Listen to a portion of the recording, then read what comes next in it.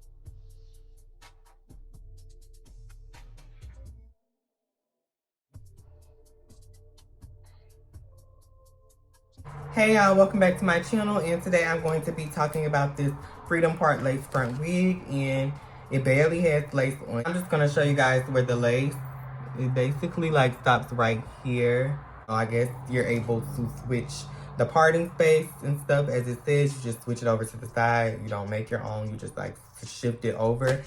This is not a new wig unit release or anything like that. I just wanted to get it for fun, and I really wanted the yellow one, but that one was sold out when I was trying to get it, so I just went ahead with this copper color. I do love the density of this wig, and also I love how the wig flows. Like, to me, it gives human vibes a little bit. It does shed. The hair, I love how it flows. That's one of my favorite things, and I love like how the ends look. They don't look like really, you know, that weird curl that most synthetic wigs have. No, this wig doesn't have that. I love how it flows, but like, and how the hair moves basically is what I'm telling you guys. And yeah, the cons for me is the freaking lace. Like, oh my god, if it wasn't for the lace, I would give this wig an A, but I guess I'm gonna give it a C because I hate the lace on it. The lace came as like the color of this, like it was a really dark cocoa color. I wish it would have just been an ashy lace, and I would have been able to go in and maneuver it and make it look more suitable for whatever shade I want to. I try to go in with makeup, but it just looks, I guess the makeup oxidized or something, and it's still dark. It couldn't really disguise the dark cocoa lace that it came with.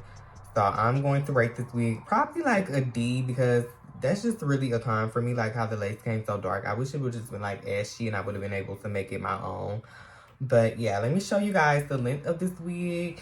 And I'm guessing the length, it doesn't state, but I would say it's giving me like 32 inches right now. I was just really disappointed with like how I couldn't really get the lace to look like laid. Like, it just looks super dark and like dirty. Y'all know when lace get like dirty. And then the makeup was getting like caked up into the lace, the little lace that it did come with. So I just left it. This wig was around like the $30 price mark or something like that. So yeah, So guys, this is the length of the wig. Y'all see what I'm talking about? I love how it just stops and it flows, and I love how it falls and like the straightness of it. I think I did go in and I kind of straightened it a little bit, but like it was still like already, it didn't have that weird curl that most synthetic wigs have.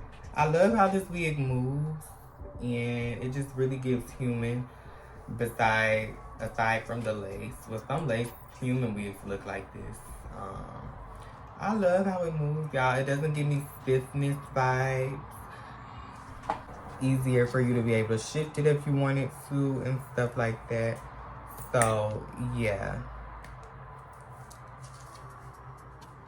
wish they can redo this wig, but like in a more updated lace shade, like maybe like an ashy lace, so it can just be able more customizable and you can make it your own instead of, I just cannot really get into it, and it's just like it's really ruining it. So I had to kind of disguise it with like certain filters. When I went outside, it was even more noticeable, so I came right back in to give you guys my feedback on this wig.